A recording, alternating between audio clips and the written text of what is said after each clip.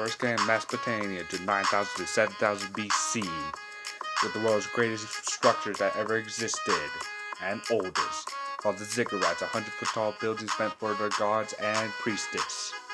Then came the ancient Egyptians with the enormous pyramids with the world's greatest queen, Cleopatra, and they have the world's largest river, the Nile River.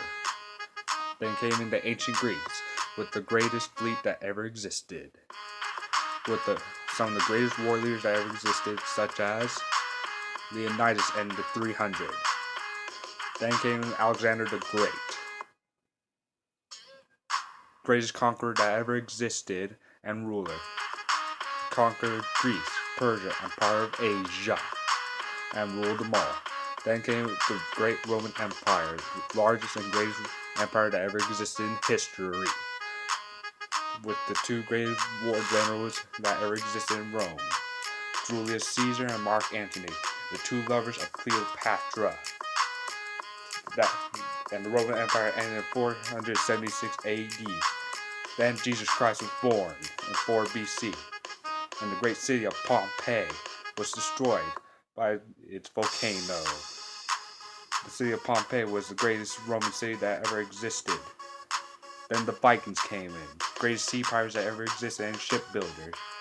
They discovered more places than the Spaniards did. They discovered America and Greenland and many other continents and islands.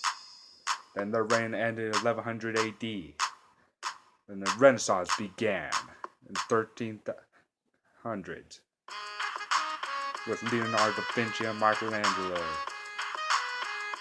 Then came Queen Elizabeth the first greatest queen that ever existed in England. Then came Shakespeare, the world's greatest playwright. And Christopher Columbus,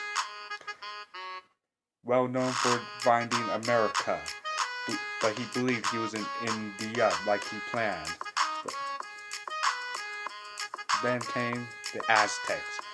The Aztecs had the greatest empire in Mexico and part of South America, but were taken over by the Spanish and Sir Francis Drake, the world's most feared and greatest pirate that ever existed. He was knighted by Queen Elizabeth I and sailed around the world. Then